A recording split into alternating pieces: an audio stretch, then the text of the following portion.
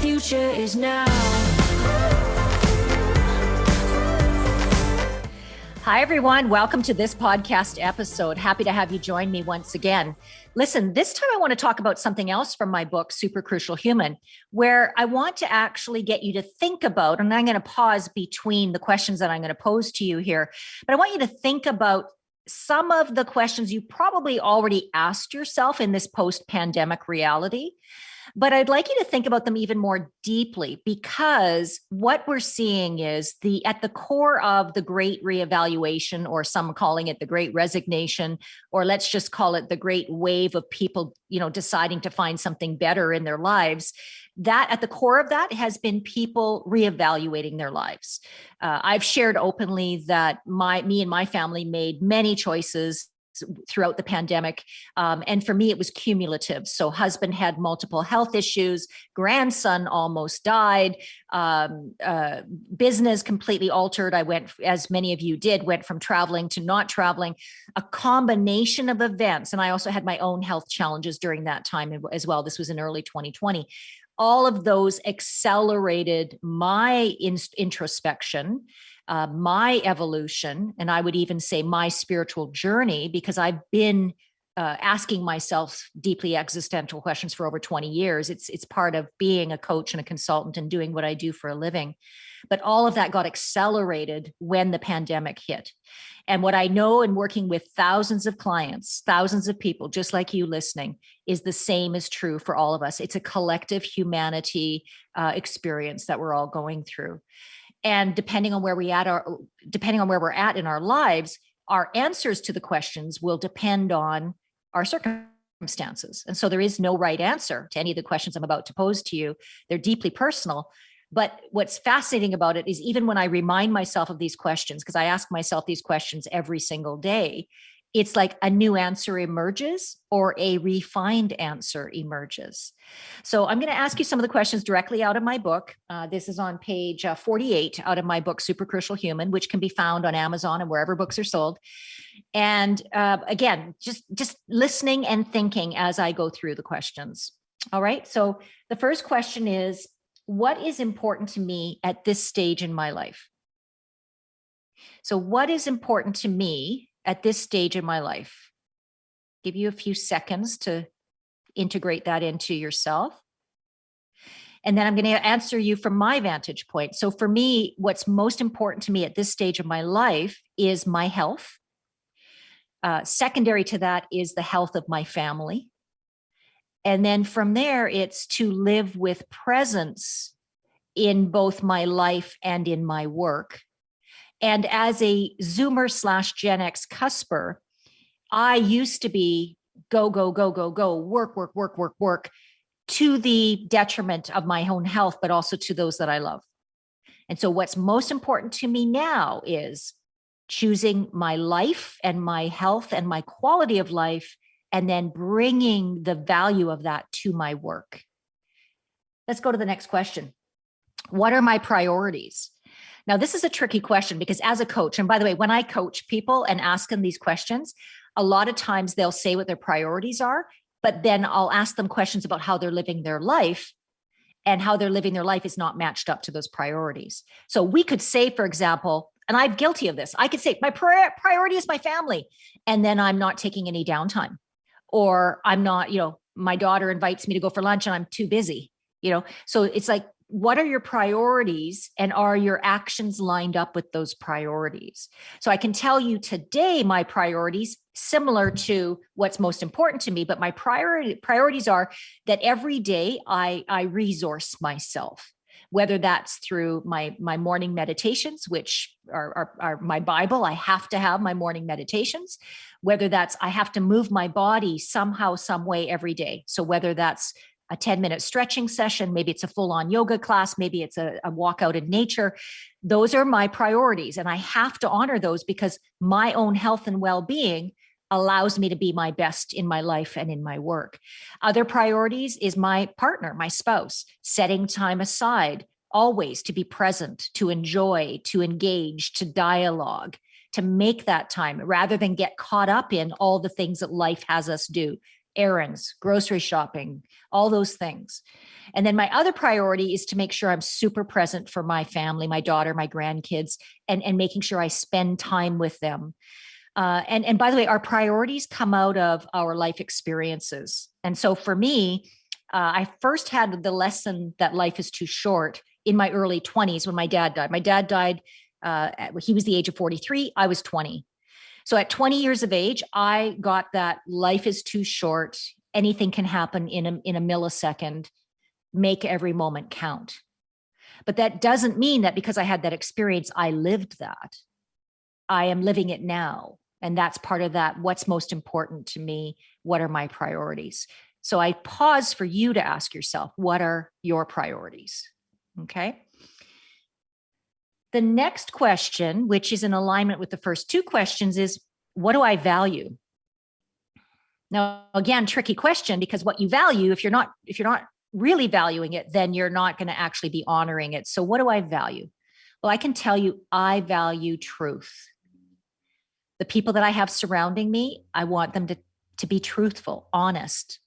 I value transparency. I value authenticity. That's how I aspire to be, and therefore I value it in others. And when I experience it, I really enjoy it. It's like, oh, somebody's being super real. How refreshing. Or, wow, okay, that person really is, honoring themselves by taking a vacation. Or that person is really, walking their talk. That's what I value. I also value people who are able to honor themselves, resource themselves, but also be uber generous in their presence and time with others. So because I value those things, when I engage with them, they elevate me, but also they help me to continue to model those very things that I value. The next question, and this one is a good one. Why do I work where I work? Now, I interview and I coach and I consult with a lot of different industries. And one industry that I do a lot of work in is the insurance industry. And I often have leaders say to me, when I ask them, why do you work where you work? 99% say, I never chose insurance. It chose me. In other words, I fell into it. And that's interesting because I would say for baby boomers specifically, that's a common refrain. I don't know. I just ended up there. Versus I would say Gen X, millennials, Gen Zs, Gen Zs, they've been much more, I would say, intentional about why they work where they work. But it's a great question to ask ourselves no matter where we are and no matter what age we are, because it helps remind us as to what we love about what we do, what we don't love about what we do, and basically, am I in the right place?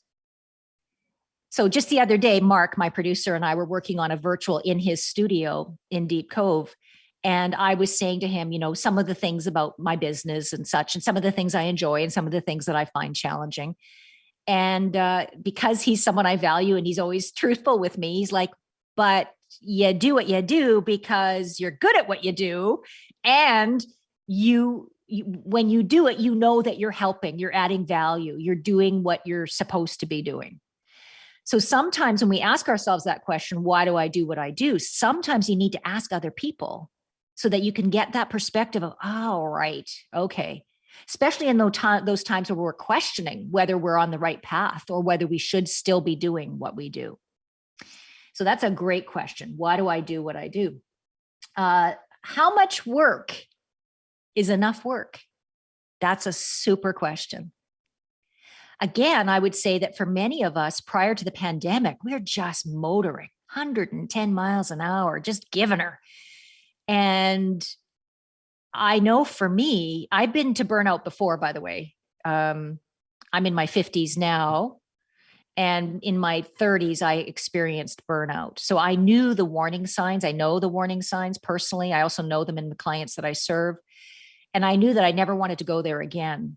So in 2019, pre-pandemic, I was probably almost there because I kept saying yes.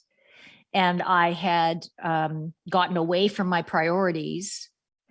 And also I had Yeah, just treated myself like a machine, basically.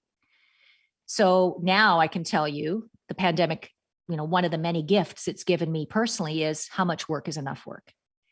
And I can honestly say now that I say no more than I say yes, because it's about those priorities and those values. And what's fascinating is the work is always there, as you know, and yet your well-being is not always there if it's all about the work. So how much work is enough work? A few more questions. What is the impact of my work on my family? Great question. In my case, I'm now post-pandemic, as are you. I'm back to traveling. What is the impact of that travel on my family? My husband still has some health challenges. What is the impact of my traveling? What is the impact on my daughter and my grandkids? How do I set up that travel to have a beneficial impact on both myself and my family? Another question. Am I compensated fairly for my work? That's a good one. So if you're listening and you're an entrepreneur, I can promise you, because I've coached many entrepreneurs, you probably could be charging more. Why don't we? It all circles back to those previous questions. If you're working for an organization and asking yourself that question, and you're compensated fairly, excellent. If you're not, is there time to have a conversation about that with my boss? Should I prepare a presentation on what I think my value is, on the results that I've produced? Another great question. And I think there's many more in the book, but I'm going to finish this podcast with this question. How do I want to be remembered? So again, when my father passed away when I was 20, it was like life is too short. And then the mantra that has run through my head for over 30 years, 30 plus, to be honest, 30 plus years, has been, how do I want to be remembered? Because we all, not to be morbid, but we all have an expiry date. We're not all, we know that that's the end result as a result of being human.